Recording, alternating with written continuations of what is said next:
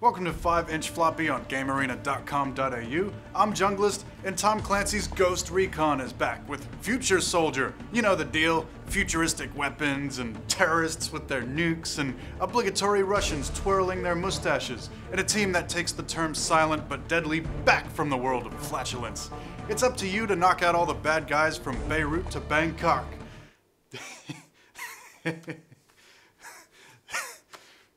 Bangkok. In Ghost Recon, before every mission you visit your armory to outfit your gun, which quite frankly is just cool. Every part can be modified from futuristic crazy tech to the trigger, to the grip, to the mag. Often the default setup is fine, but we found ourselves visiting it anyway, just cuz. After that, you're dumped into a world with so much going on, you get a job before you even land. Didn't even touch down and we already got a job. It's a world full of straight lines, plus signs, hexagons, and tiny writing. A world that can't be differentiated from your HUD, with stylization in the sky. Clearly brought over from Splinter Cell, and it works great here too. You might notice a few similarities in its scripted events with Modern Warfare.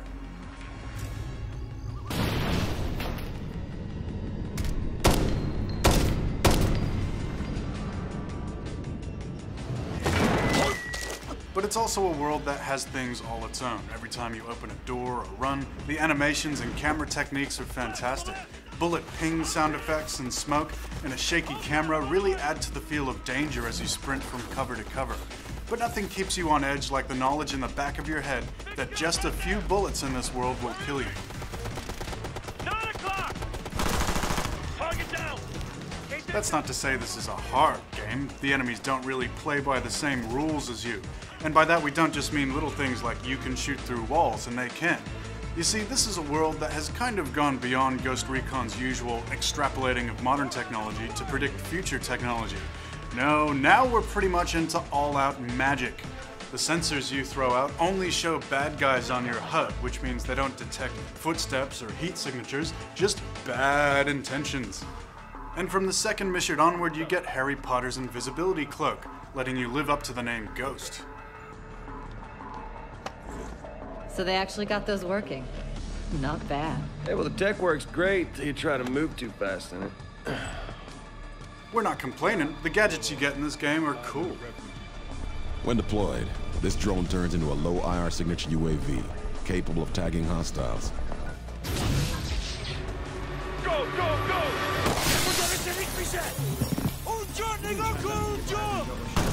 After all, there's no fair in warfare. Oh, jeez, there is, isn't there?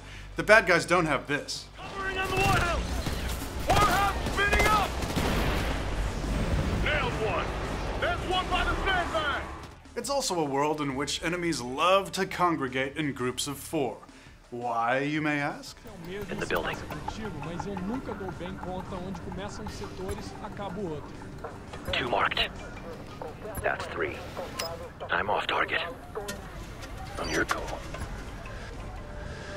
On your word. Open fire.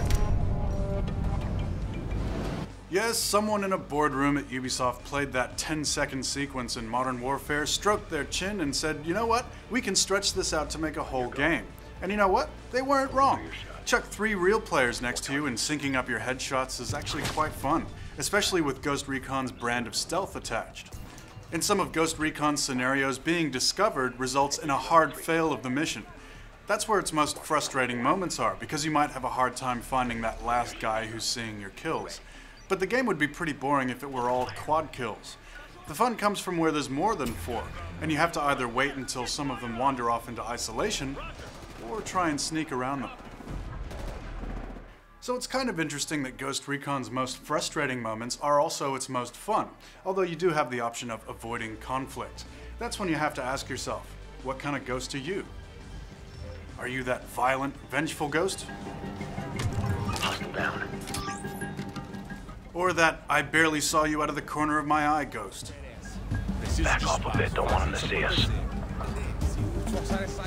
It becomes like stalking your way through a game of chess, with different pieces backing each other up. For example, this group here is supported by this guy all the way over here.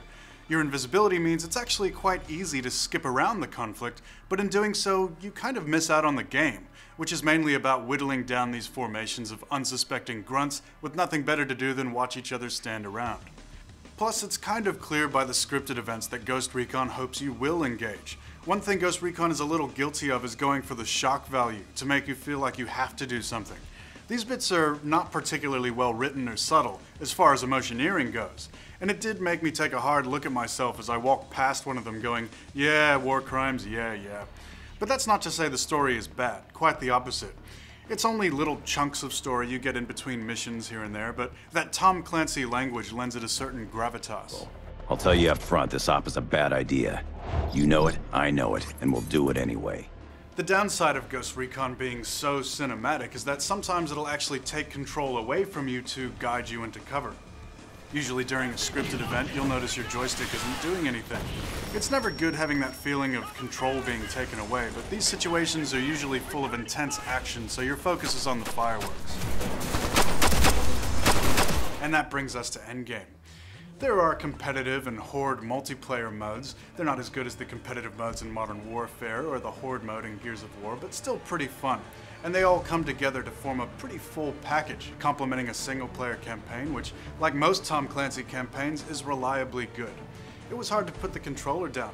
The AI is perfectly fine to play with, but you'll have the most fun if you grab a couple friends for this stealthy yet action-packed campaign.